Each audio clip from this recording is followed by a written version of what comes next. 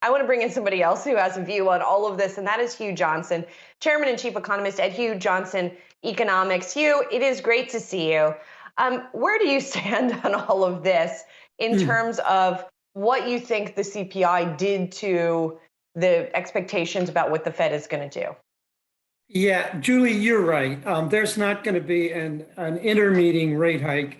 And we've seen a lot of comments from various members of the Open Market Committee.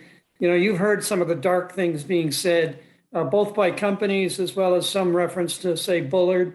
No, most people are saying there won't be an intermeeting rate hike. We'll probably have to wait till March. We will wait till March. And in March, we won't get 50 basis points. We'll only get 25 basis points. There's a lot of hysteria that broke out when we saw that consumer price index, and that created a very sharp decline, of course, in the stock market based on the expectation that the Fed was going to be more aggressive than 4, maybe 5 hikes this year. Quite frankly, you see the market starting to recover today, and I think that reflects the fact that now that more sober minds have sort of taken over, we're really still looking at 4 to 5 increases in interest rates in 2022. And it's going to be, and this is important, it's going to be data dependent. You're going to see other numbers, including another consumer price index and employment number before the March meeting. And as time goes on, we'll see more information, and the rate increases or changes in rates are going to depend on what the data looks like. But right now, your best bet is 4, maybe 5 in 2022. Don't get hysterical. Don't talk about intermeeting. Don't talk about 50 basis points in March. We're still about where we were before we saw that very, very high print on the consumer price index. Hugh, you know you're my guy. We've talked many times through the years, but let me push back on that hysteria. Shouldn't there be a little bit of hysteria in the broader market? We were talking about yesterday, the price of my deodorant has nearly doubled. It has nearly doubled. And that's just one product out of many aisles that have gone up significantly in terms of inflation. Doesn't the Fed have to step up here soon and be aggressive and stomp this stuff out? You know, you guys had meetings, or you had some interviews with a lot of companies. Those companies were service companies. Let me invite you to take a look at some of the manufacturing companies and what's going on there as well. And that's also important. How about automobiles? Automobile sales are extraordinary now. They're very, very strong. And that's largely a reflection, incidentally, I think, in response to the fact that we're seeing the shortages of semiconductors start to be relieved or abate. And you're seeing signs right now across the board. These are not strong signs. These are not things I would bet a lot on, but you're seeing improving labor market conditions. You saw the increase in the labor force. It points to a little bit of an increase in those upward pressure, tightness in the labor market and upward pressure on wages. You've seen some better improvement on the blockchain, on the supply chain problems.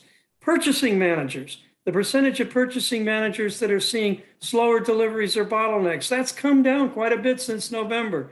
The percentage that are paying higher prices, that's come down a lot since. So the point is, what I'm trying to say is, this is not all dark. And in time, I'm crossing my fingers when I say this, I think you're going to see, for very sound reasons, you're going to see the rate of inflation start to come back down towards, maybe not the levels, certainly not 2%, but back down towards 3.5% to 4%. And I think you're going to see that in 2022. This is not all dark. And you got to look beyond the services, and you got to look at manufacturing. Things might get better than you think, particularly when everybody's kind of at an extreme right now. So it sounds like you think that, you're still on team transitory, right? In other words, you think that even if the Fed didn't tighten, we would start to see pricing moderate.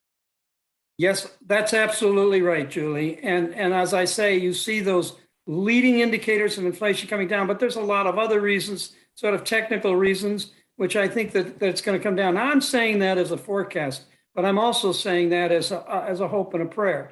Look, it's not for sure, it's not certain, it's not guaranteed, but you look at the numbers, Julie, and I think you can make the case. Look, we're not going to have a grand slide in the rate of inflation, but it's going to come down to much more moderate and manageable numbers, in my judgment, second, third, and fourth quarter of this year. Seven rate hikes this year, as Goldman suggested this morning. If that does actually happen, does that mean S&P 500 fair value under 4,000? And if so, how do you play that? Brian, I haven't worked the numbers through. I wanted to do that this morning before I got on with you to work those numbers through. If you have something like 7 increases in the federal funds rate in 2022, you're right.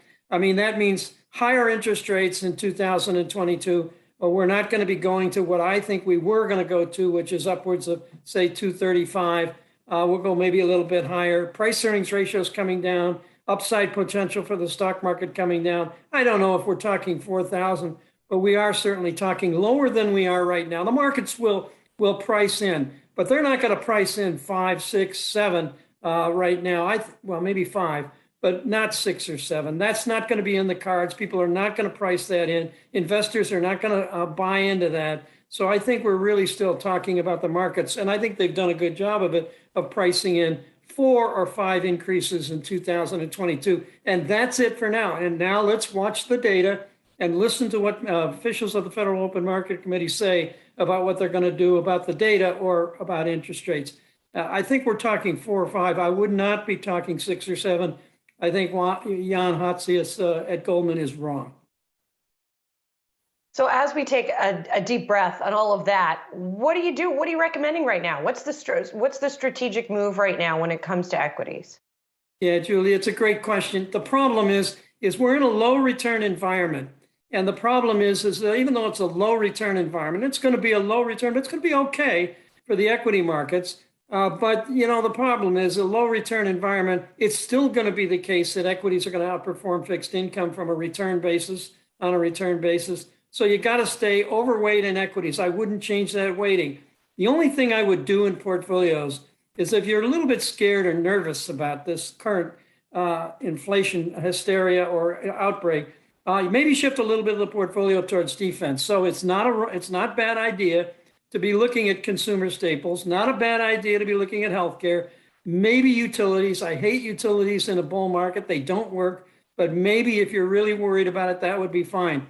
But don't forget bull market sectors, and technology still has positive relative performance. So don't go too far from technology. That'll help you a lot if this market turns out the way I think it'll turn out, and it'll still be a positive market. Equities will continue to outperform. And the bull market sectors or economically sensitive sectors will be the best performing sectors inside the equity markets.